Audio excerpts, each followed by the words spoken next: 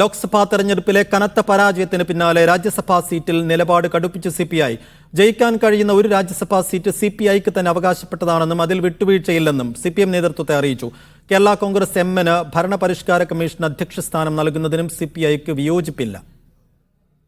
CPM കേന്ദ്ര committee അംഗം Elamaram Kareem, CPI സംസ്ഥാന സെക്രട്ടറി ബിനോയ് വിശ്വം, കേരള കോൺഗ്രസ് എം നേതാവ് ജോസ് കെ മാണി എന്നിവരുടെ രാജ്യസഭാ കാലാവധിയാണ് ജൂലൈ 1 അവസാനിക്കുന്നത്. ജയിക്കാൻ കഴിയുന്ന ഒരു സീറ്റ് സിപിഎം ഏറ്റെടുക്കും. മറ്റൊരു സീറ്റിലേക്ക് 4 പാർട്ടികൾ അവകാശവാദം ഉന്നയിക്കുന്നുണ്ട്. സിപിഐ, കേരള കോൺഗ്രസും RJD, NCP എന്നിവരാണ് ആവശ്യക്കാർ. RJDക്കും NCPക്കും സീറ്റ് നൽകില്ല. സിപിഐയെയും കേരള കോൺഗ്രസ് എമ്മിനെ സിപിഎമ്മിന് പിണക്കാനും കഴിയില്ല. രാജ്യസഭാ സീറ്റിലെ എല്ലാ അവകാശങ്ങളും സിപിഐക്കുള്ളതാണ്. ചില കാര്യങ്ങളിലൊന്നും വിട്ടുവീഴ്ച സാധ്യമല്ല. ഇതങ്ങനെയുള്ള ഒന്നാണ്. ക്യാബിനറ്റ് റാങ്കോട് കൂടി ഭരണപരിഷ്കാര കമ്മീഷൻ അധ്യക്ഷ സ്ഥാനം കേരള കോൺഗ്രസ് എമ്മിന് നൽകുന്നതിന് വിയോജിപ്പില്ലെന്നാണ് സിപിഐ നിലപാട്. രാജ്യസഭാ സീറ്റ് വിഷയം ചർച്ച ചെയ്തിട്ടില്ലെന്ന് CPM സംസ്ഥാന സെക്രട്ടറി MV ഗോവിന്ദൻ.